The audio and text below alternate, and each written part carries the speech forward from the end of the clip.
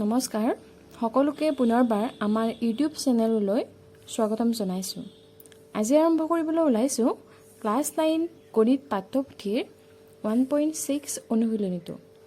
তো 1.6 অনুশীলনীটোলৈকে যোৱাৰ আগতে আমি 1.6ত কি আছে পাঠটোৰ অকণমান আগলৈকে আমি চাই ল'ম। তো 1.6ত আছে বাস্তৱ সংখ্যাৰ ক্ষেত্ৰত সূচকৰ বিধি।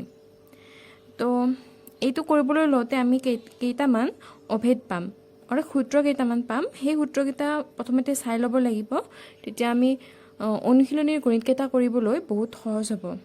তো চাই লওঁ। তো নাম্বাৰ 1ত আছে ইয়াৰে এইটোক ভূমি বুলি কোৱা হয় আৰু এমটোক কি বুলি কোৱা হয়? সূচক বুলি কোৱা হয়। অৰ্থাৎ যিটো তলত আছে সেইটো ভূমি আৰু যিটো ওপৰত আছে সেইটো সূচক। আৰু আমি পঢ়ো a⁴m। এইটো নিশ্চয় আগৰ পৰা জানাই, তথাপিও এবাৰ কৈ দিছোঁ। তো a⁴m ইনটু a⁴n যদিহে থাকে, অৰ্থাৎ ভূমি যদি ছেম থাকে আৰু সূচক বেলেগ বেলেগ থাকে আৰু সেই দুটা কি হৈ থাকিব লাগিব? ইনটু হৈ থাকিব লাগিব। পূৰণ হৈ থাকিলে আমি কি লিখিব পাৰোঁ? ভূমিটো এটা লিখি ল'ম, অৰ্থাৎ যিহেতু ছেম আছিলে ছেম থাকিব লাগিব। এইটো হ'ল চৰ্ট, ছেম থাকিব লাগিব চৰ্টৰ মতে। তো a⁴m প্লাছ n লিখিব পাৰোঁ। দেন 2 নম্বৰ অভিধানত আছে পাইছোঁ আমি a⁴m হৰণ a⁴n is equal to a⁴m minus n। 3 number অভিধানত পাইছোঁ আমি a⁴m হোল ইনটু n। তো আমি সেইটো লিখিব পাৰোঁ a⁴mn, অৰ্থাৎ mnটো পূৰণ কৰি দিব পাৰোঁ সূচক কেইটা। আৰু 4 নম্বৰ অভিধানত কি আছে? ab ভূমি দুটা কি হৈ আছে? পূৰণ হৈ আছে। তো ইয়াতে যদি হলিনটো ওপৰত m থাকে তেনেহ'লে mটো আমি দুটাকে ভগাই দিব পাৰোঁ আৰু মাজত যিহেতু পূৰণ চিন আছিল সেইবাবে পূৰণ চিন দেখিব। তো কি থাকিলে আমাৰ এইটো a⁴m ইনটু b⁴n। এইটোত মন কৰিবা ঘাত দুটা বেলেগ বেলেগ, ইয়াতে ঘাত দুটা ছেম আছিলে সেইবাবে m প্লাছ n লিখিছিলোঁ। ইয়াতে mটো এইটো m হ'ব। ইয়াতে এইবাৰ কি আছে? সূচকটো ছেম আছে, কি কয় ভূমিকেইটা বেলেগ বেলেগ আছে। তো এতিয়া নেক্সটটো চোৱা। 5 নম্বৰত আছে a/b whole into m is equal to a⁴m divided by b⁴n m। 6 নম্বৰ সূত্ৰত আছে a⁴0। যদিহে a⁴0 হয় তেন আমি কি লিখিম? সেই মানটো 1 হ'ব। তো এৰ মান আমাৰ যিকোনো হ'ব পাৰে, তাৰ ওপৰত যদি আমাৰ সূচকৰ মানত যদি 0 থাকে তেনেহ'লে সেইটো মান আমি সদায় কি পাওঁ? 1 পাওঁ। এতিয়া 6 নম্বৰটোলৈকে আহোঁ। 6 নম্বৰত আছে 6 নম্বৰটো ক'লোঁ বাৰু। 7 নম্বৰলৈকে আহোঁ। 7 নম্বৰত আছে a⁴−1। a⁴−1টো আমি কি হিচাপে লিখিব পাৰোঁ? 1/a। 8 নম্বৰত আছে 1 ডিভাইডেড বাই a⁴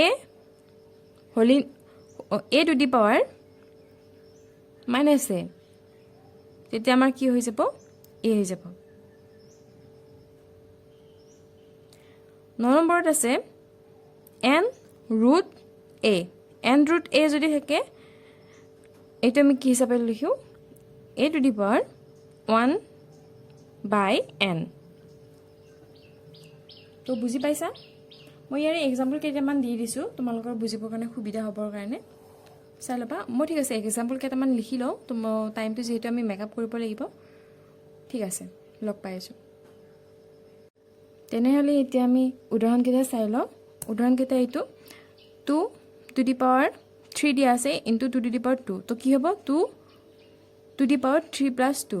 এইটো হ'ব 2⁵5 মাইনাছ 2। এইটো হ'ব 2⁵3 ইনটু 2। এইটো কি হ'ব? দুটাতে 3টো ভগাই দিম, যিহেতু ইয়াতে হোল ইনটু 3 আছে সেইবাবে হৈছে 2⁵3 এবাৰ ইনটু 3⁵3 এবাৰ হৈ গ'ল। দেন এইটো এনেকৈ ভগাই দিম দুটাতে, তলে ওপৰে ভগাই দিম। তো ওপৰত কি হ'ব? 2⁵3 ডিভাইডেড বাই 3⁵3 আৰু এইটো হ'ব 1 দেই।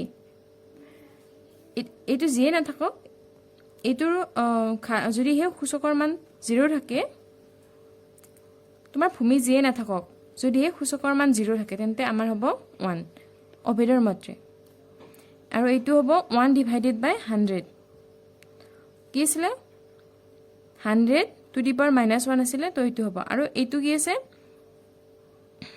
1 divided by 100 minus 100 to the power -100 তো এইটোৰ মানটো কি হৈ যাব 100 হৈ যাব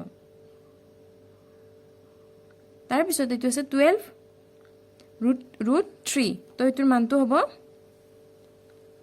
3 1/12 তো ই মানে তেনেহলে আমি অনুশীলনী 1.6 লৈকে চাওঁ অনুশীলনী 1.6 ত আছে মান উলিওৱা এক নম্বৰত আছে আমি এক নম্বৰ কিটা কৰি দিছো বাৰু exercise 1.6 তো এক নম্বৰত আছে মান উলিওৱা কি আছে 64 টু দি পাৱাৰ 1/2 তো এইটো আমি কি হিচাপত লিখিব পাৰো আমি মান উলিয়াবৰ কাৰণে অৰ্থাৎ এটা সংখ্যা উলিয়াবৰ কাৰণে চেষ্টা কৰিব লাগে হয় নে তো এতিয়া এইটো আমি লিখিব পাৰো 64 টো কি হিচাপত লিখিব পাৰো 8 স্কয়াৰ হিচাপে লিখিব পাৰো 8 গুণ 64 হয়নে তো এতিয়া 8 স্কয়াৰ টো লিখি পেলাই 64 মানে এইটো লিখিলো আৰু যেহেতু ওপৰত কিমান আছিল হাফ আছিল নেক্সট স্টেপত আমি লিখিম 8 2 ইনটু হাফ এতিয়া 8 2 ইনটু হাফ লিখিলো লিখি পেলাই এই দুটা কাটা কাটি গল কিমান থাকিলে আমাৰ 8 তো আমি 2 নম্বৰটো কৰিম 2 নম্বৰত আছে 32 টু দি পাৱাৰ 1/5 তো এটা আমি কি কৰিম 32 তো আমি কিবা টু দি পাৱাৰ 5 কৰিব পাৰো নেকি আমি চাব লাগে এটা আমি জানো যে 2 টু দি পাৱাৰ 5 মানে হৈছে 32 তো আমি লিখি দিলো আগতে কি আছিল 1/5 আছিল এটা এই 5 কেনসেল কৰি কি লিখিব 2 থাকিব 3 নম্বৰত আছে আমাৰ 125 টু দি পাৱাৰ 1/3 তো এইটো লিখিব পাৰো আমি 125 ক লিখিব পাৰো 5 কিউব ইনটু 1/3 টো আগৰ পৰা আছিল 3 কেনসেল থাকি গল 5 এতিয়া আমি 2 নম্বৰ কিটা চাম 2 নম্বৰত আছে 2 নম্বৰ 1 টো আছে 9 টু দি পাৱাৰ 3/2 এটা আমি এইটো 9 টো কি হিচাপে লিখিব পাৰো 3 কিউব হিচাপে লিখিব সৰি 3 স্কয়াৰ হিচাপে লিখিব পাৰো আৰু আগৰে কি আছিল 3/2 এতিয়া 2 কেনসেল গল আমাৰ কি থাকিলে 3 কিউব অৰ্থাৎ 27 এতিয়া 2 নম্বৰটো চাম 2 নম্বৰত আছে 32 টু দি পাৱাৰ 2/5 এটা 32 ক আমি কি হিচাপত লিখিব পাৰো 2 টু দি পাৱাৰ 5 হিচাপত লিখিব পাৰো আৰু আগৰে কি আছিল 2/5 তো 5 কেনসেল গল থাকি গল 2 স্কয়াৰ অৰ্থাৎ 4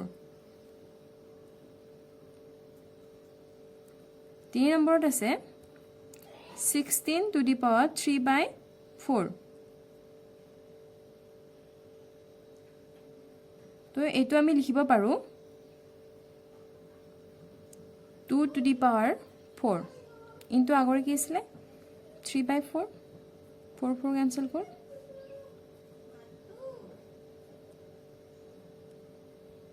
2 টু দি পাৱাৰ 3 থাকি গল অৰ্থাৎ 8 4 নম্বৰটো আছে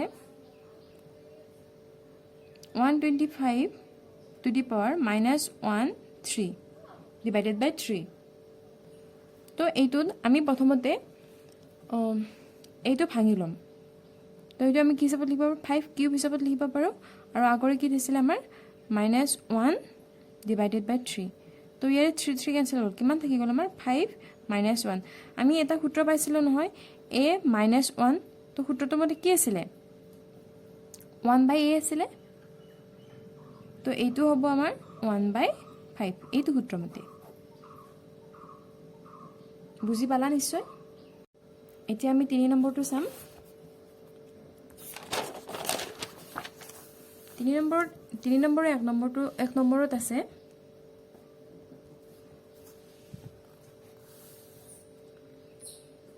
2 to the power 2/3 into 2 to the power 1/5 এইটো কি অভিধত পৰিছে মই ভেটো ইয়াতে লিখি দিছোঁ বুজিবলৈ সহজ হ'বৰ কাৰণে a two the power m into a two the power n তো এইটো সূত্ৰমতে কি আছিলে a two the power m plus n আছিলে তো এইটো অভিধত পৰিব তো আৰু ওপৰত m টোৰ আছিল m ৰ মানটো কি আছিলে 2/3 প্লাছ আহি গ'ল n ৰ মানত কি আছে 1/5 তো এইখিনি কৰি দিলে সৰল কৰিলে হৈ গ'ল লসাগু উলিয়াম ফাৰ্ষ্ট 15 3 5 গুণ 15 5 2 গুণ 10 প্লাছ 5 3 গুণ 15 3 1 গুণ 3 13/15 এইটো এনসাৰ আকৌ এবাৰ 2 নম্বৰটো চাম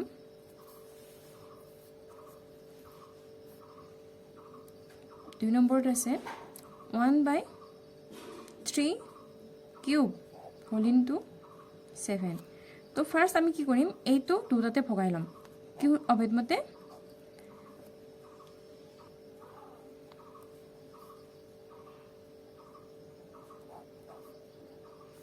এইটো অভেদমতে কি আছিলে a to the power m divided by b to the power m তো এইটোত আমি লিখি লম 1 to the power 7 3 cube 7 এইটো 1 to the power 7 মানে কিমান 1 আকৌ এইটো কি হ'ব এইটো এটা অভিধত পৰিছে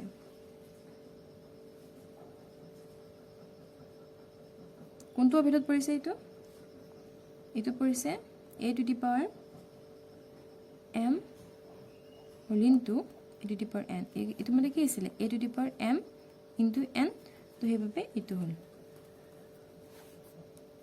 তো 1 7 3 গুণ 21 বুজি পাইছা নিশ্চয় এতিয়া আমি 3 নম্বৰটো চাম 3 নম্বৰত আছে 11 to the power 1/2 divided by 11 to the power 1/4 এইটো কি অভিধত পৰিছে a m divided by a n এইটোৰ মানটো কি আছিল a m minus n তোমালোকক এইটো এনেকৈ নিদি পেলাই তোমালোকক দিয়া আছিল তোমাক সূত্ৰমতে মই যে আগতে দিছিলোঁ আছিল a to the power m হৰণ a to the power n তো এইটো এনেকৈ লিখিব পাৰি তো এইটো তো কি হ'ব 11 to the power m ৰ মানটো আমাৰ আছে হাফ minus n 1/4 তো এইটো হ'ব সৰল কৰিলে এইটো লসাগু উলিয়ালো 4 হ'ল 2 4 গুণ 2 2 গুণ 4 তো 2 1 গুণ 2 minus 4 গুণ 4 1/4 এইটো এনসাৰ বহুত ইজি হয় খালি অভেদকেইটা প্ৰয়োগ কৰিব লাগে আৰু 4 নম্বৰটো মই এইখিনিতে লিখি দিছোঁ বাৰু 4 নম্বৰত আছে 7 to the power 1/2 into 8 to the power 1/2 এইটো কি অভিধত পৰিছে a to the power m into b to the power m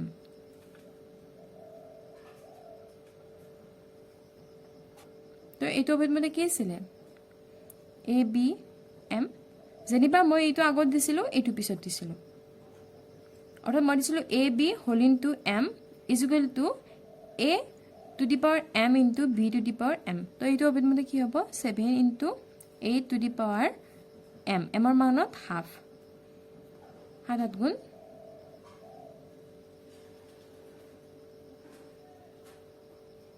56 আৰু 1/2 টো আছিল আগৰ পৰা তো হল 56 to the power 1/2 তো আজিৰ ভিডিওটোত এইখিনিয়ে আছিল 1.6 ৰ আমি অনুশীলনটো সমাপ্ত কৰিলোঁ নেক্সট আমি আৰম্ভ কৰিম দ্বিতীয় অধ্যায় যেটো হৈছে বহুপদ মানে পলিনোমিয়ালছ ইংৰাজীত তো নেক্সট ভিডিওটোত সোনকালে লগ পাম তেতিয়ালৈকে ষ্টে টিউন আৰু ভালকে থাকিবা সবে এআই তেতিয়াহ'লে গাইজ যদিহে ভিডিওটি ভাল পাইছা লাইক শ্বেয়াৰ আৰু কমেণ্ট কৰি দিবা। চেনেলটো অকণমান গ্ৰ'থ হ'বৰ কাৰণে সহায় কৰিবা, যিহেতু এইটো এডুকেশ্যনেল চেনেল হয়। মই ক্লাছ 9ৰ গণিতৰ গোটেইখিনি কভাৰ কৰিবলৈ চেষ্টা কৰিম আগন্তুক ভিডিঅ'বিলাকত। তো চেনেলটো ছাবস্ক্ৰাইব কৰি থবা যিয়ে ছাবস্ক্ৰাইব কৰা নাই, আৰু যিয়ে এতিয়ালৈকে ছাবস্ক্ৰাইব কৰিছা তেখেতসকলক বহুত বহুত ধন্যবাদ। তো আজিলৈকে এৰিছোঁ।